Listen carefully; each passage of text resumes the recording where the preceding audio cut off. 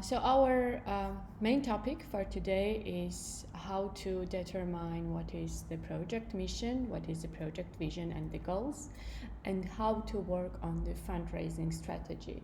And why this logic? Because when we speak about the fundraising, first of all, it's very important that we ourselves believe in what we're doing, because without this, it will be very difficult to assure any kind of entity, being it a grant-making entity, foundation, or the investor, in what we are doing and in what we want to achieve. So before we even start to fundraise, it's highly important that we understand what do we want to change on the global level, and this is the first question. And here it's very important to analyze that the changes that we try to create does not directly impact the global problems. So what we want to achieve on the global level is usually a very long-term plan that our team should be having. And then it's important from this to analyze what we want to change on the local level, in our community, in our village, in our city, or in our country. And even the country is usually like change does not take place like very sharply after we implement our action or our activity. But as long as we know what is our long-term mission, it's easier to understand what should be our shorter-term mission for our team. And then whatever we plan, it's very important that our ideas, our actions are very much into the contact with our global goal and what we want and the changes that we want to see on the global level. Therefore, if you come back to the session that we had on the design thinking, we also said that it's highly important when we think of the idea that this should be something that really bothers us, that we're concerned about, something that doesn't make us sleep at night, because then we really believe that this change must be happening. And with this pyramid, I wanted also to show what you should be thinking about when you are building your team and when you are building your idea. So it's very important to analyze what are your values, and this is very much connected to the change that you want to see on the global level.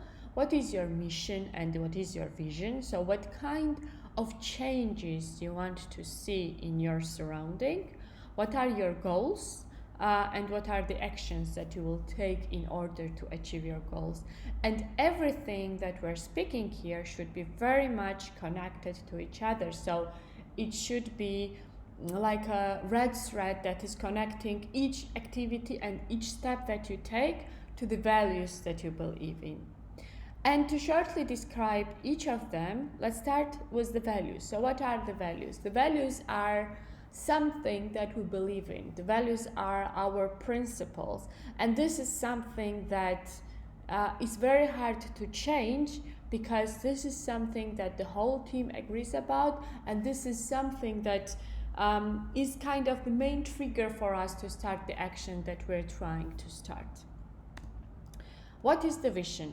The vision is a roadmap of where do we go now. So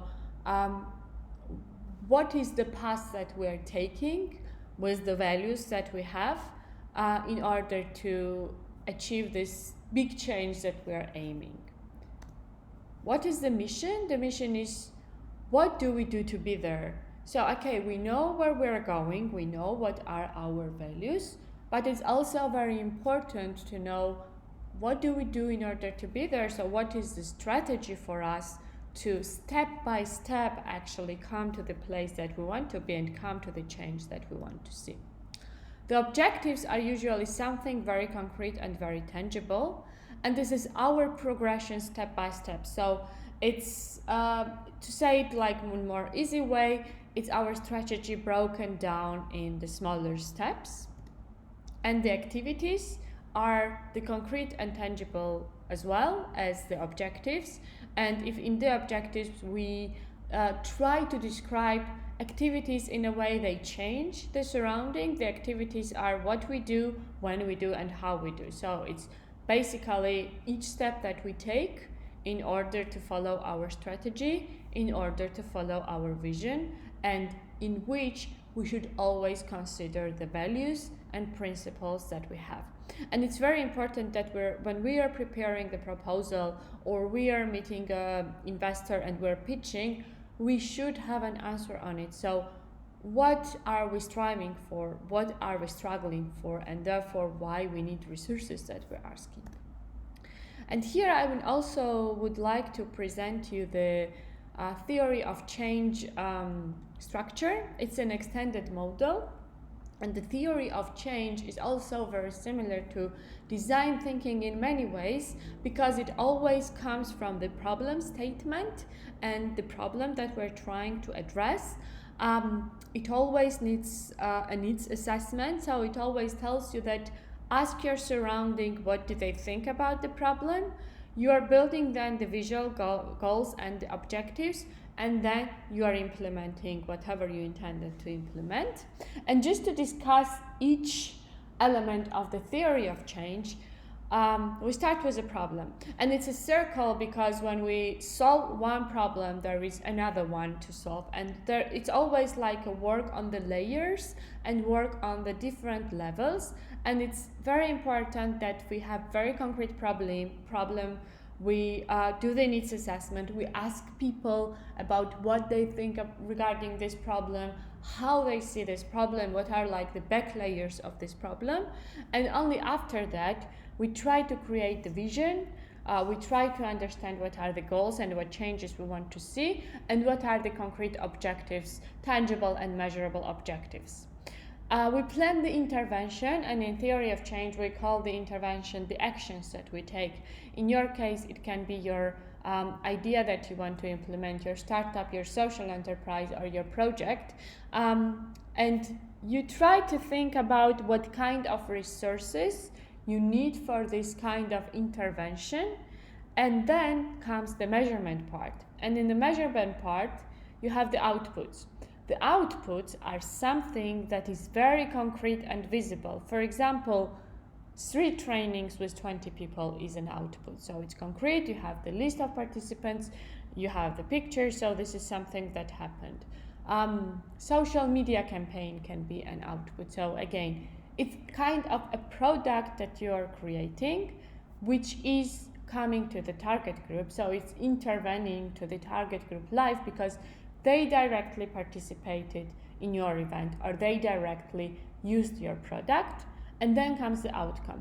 Outcome is direct change that you create when you are intervening to your target audience. So this is the change that happens right after your action has happened, and it's very visible. So for example, if you're offering a training and your participants directly change their behavior or their thinking after the meeting, this is the outcome.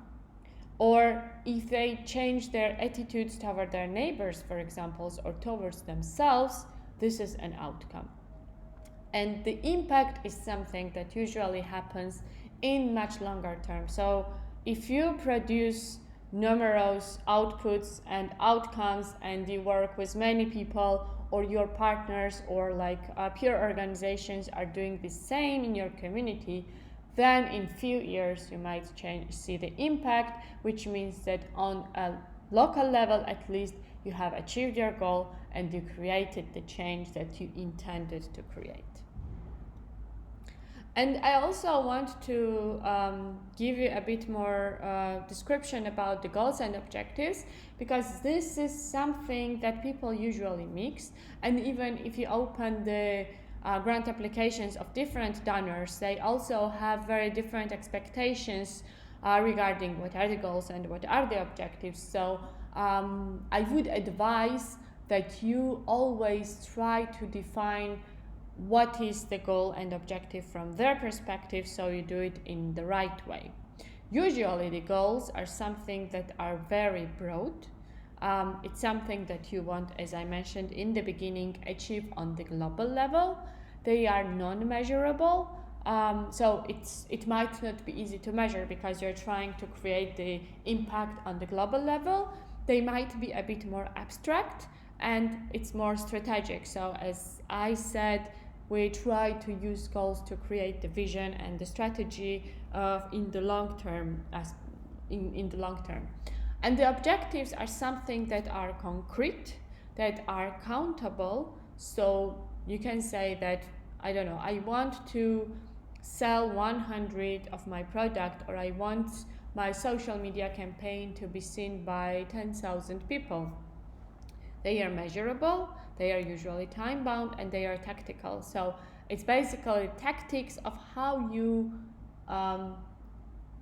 implement your strategy and how you come to the place that you want to come with your vision and your mission. And the SMART objectives should be, and I'm sure that many of you have heard about it, very specific, measurable, attainable, realistic, and time bound. So you need to know when you are doing, what you are doing, and what are the main instruments and tools you're using. But if they are not realistic, if from the beginning we don't assume this part of that they should be very realistic and very relevant to the current situation, it might be a big disappointment that in the end we don't achieve what we thought we can and we want to achieve. And I brought here also a few questions for thinking when we come to the resources, because when we know what we want to do and we have prepared the great application and we are sure what is our vision and mission, we need the resources. And if you remember when we were speaking about the business model canvas, we mentioned that there are different kind of resources, like human resources, physical resources, intellectual resources, and financial resources. And it's very important to ask yourself, what kind of resources do you need?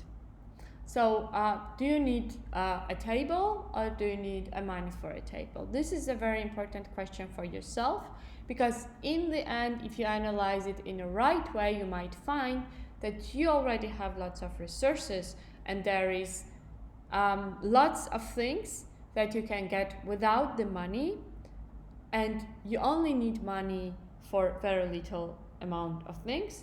And then your goals are also becoming more realistic, and you understand that it's not that difficult to at least create a prototype, or to at least create the first outputs of your thoughts and your ideas.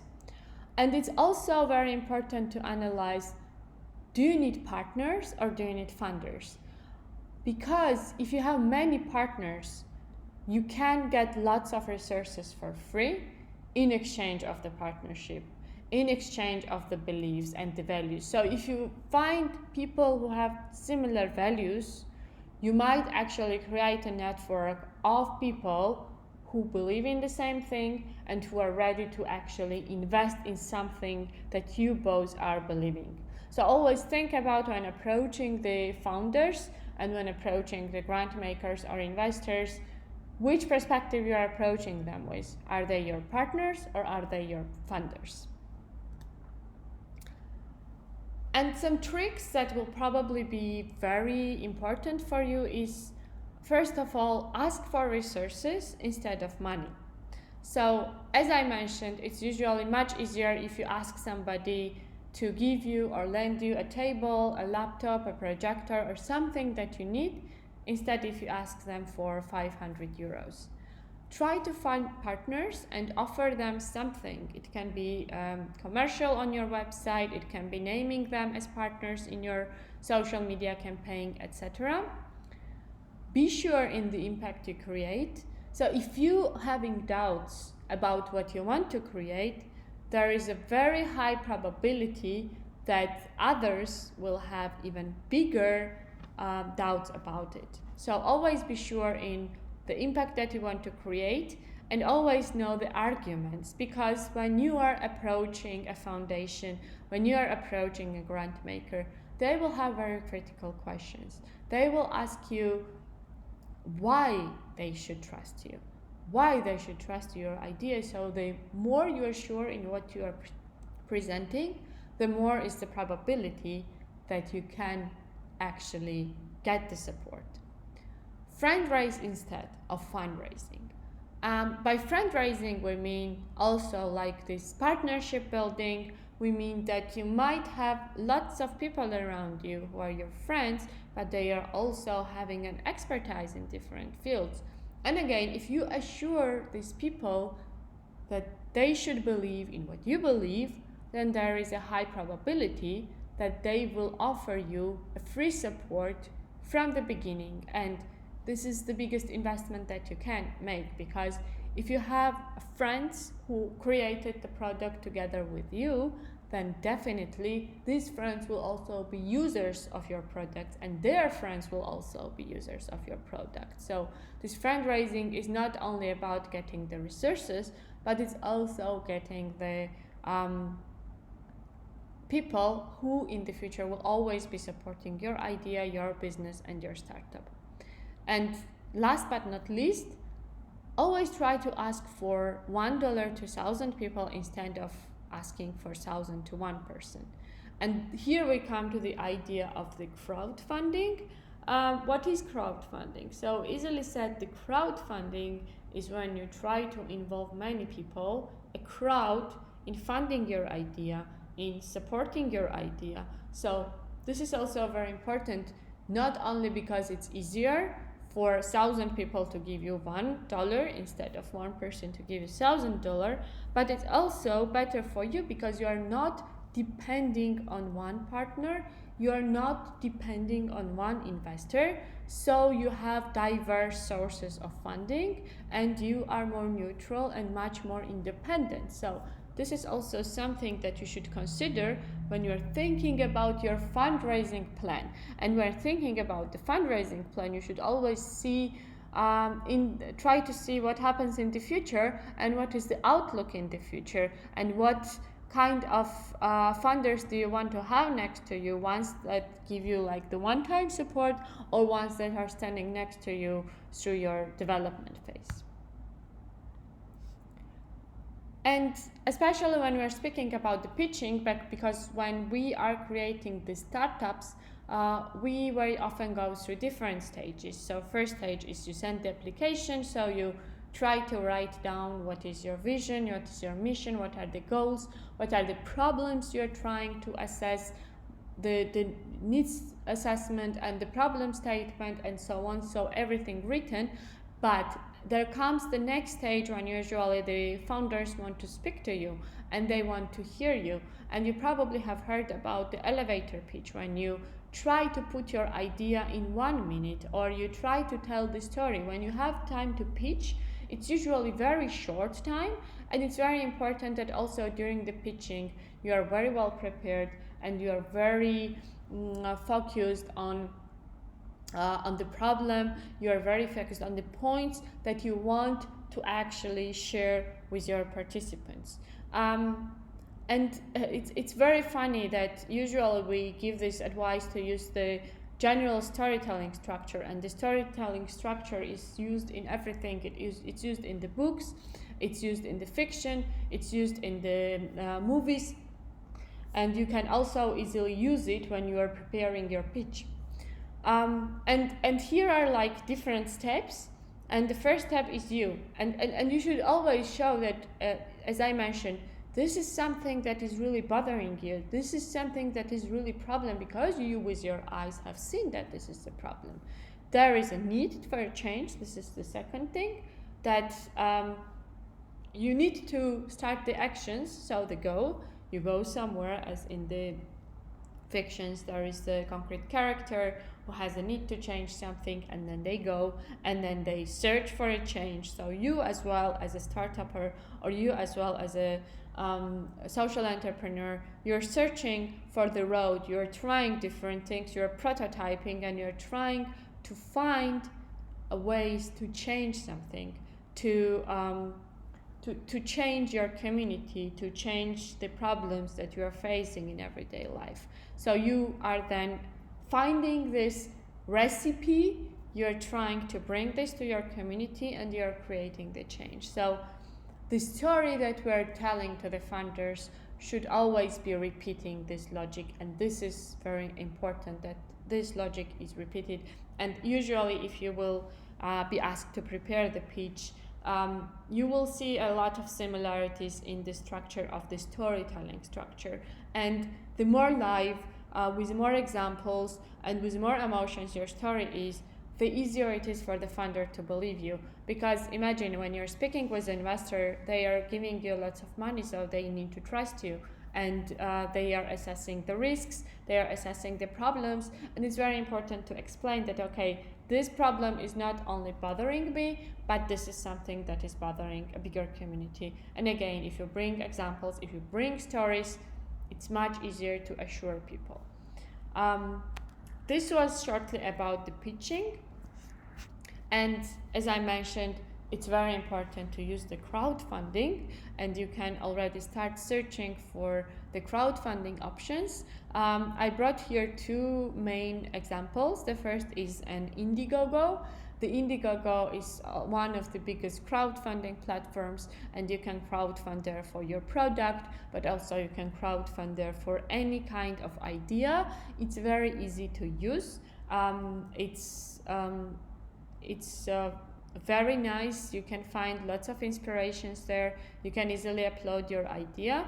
And the Kickstarter is more a business, with a business direction. So Kickstarter is also one of the biggest crowdfunding platforms. And on the Kickstarter, you can also publish your idea. You can sell the product, or you can pre-sell the product. So for example, if you're collecting the money for your prototype, you can publish your prototype on the Kickstarter, and you can say that, okay, if you pay this amount of money, in 6 months you will get the product that you want to get. And this is a very nice way of collecting the money through the crowdfunding platform for the product that you intend to create. So it might not be created, but you can intend to create it, and you can pre-sell the product, and by getting the money with this pre-selling, you can build a real product. And you can always search for the local platforms. In Georgia, the crowdfunding is not that popular. There were different platforms which I would say didn't work well, because our crowdfunding platform is very much connected to the charity, and when there is no charity, usually people don't donate. In Russia, there are much more platforms, so you can search for the local crowdfunding platforms. But the trick here is, one thing is that people who don't, you need to know people who would donate. So when you spread this information among the people, when you do your crowdfunding social media campaign, you need to reach the people who know what the crowdfunding is. And the second thing is, you really need to create also the story on the crowdfunding platform. You need to touch these people, you need to touch their feelings, and the story that you create should be realistic, because basically people are trusting you. And on the Indiegogo, you sometimes don't, it's not that you are pre-selling, especially when it comes to the social ideas. It's not that you are pre-selling, and it's not that you have a contract with people that in 6 months they will receive the product, but it's more about that you are creating the trust among people, and just because people feel empathic to your idea, they're also giving you some money. And you can also create the perks. This is also a very nice method. So you can create some small presents, and so if people donate, for example, $5, then you can say that they will get a postcard. If they donate $10, you can say, for example, they get a small souvenir from your country. If they donate $20, they get one bottle of wine, and so on and so on. So this is also very interesting. I would recommend that you go on these platforms, the Indiegogo and the Kickstarter, and you try to explore. And in case you will have some questions, we're always open to also answer these questions. And one more thing that I wanted to mention again, so when you're speaking about the resources and when you're asking about the money, try to be again as realistic as possible. And when you're building your budget, especially, try to make it as relevant as possible, because even if there is a very small amount of money which is unexplainable, then definitely it will be very difficult for the funder or investor to trust you. So when you're thinking about your expenses, again, think of the resources you need instead of the money. Think of how much money you need, and because you can't get all the resources without the money, and what you need the money for, because this is the question that you will be asked also on the crowdfunding platforms. And especially when you do the reporting, it's very important that your reporting is relevant to the expenses that you indicated in the beginning. So always be realistic, and don't forget, we spoke about the risk assessment in the previous session, so please don't forget the money that you might need to address the risks. So always insert some amount of money for things that might happen, and you need to be ready. Thank you very much. This was the session about the fundraising and the crowdfunding, and how you should approach the grant application main questions, and how you should also try to find the more creative ways of the fundraising rather than the general ways. So just to repeat, always think about the resources you need, try to find partners instead of the funders, try to fundraise, and try to use the crowdfunding as one of the ways of the fundraising. Thank you very much.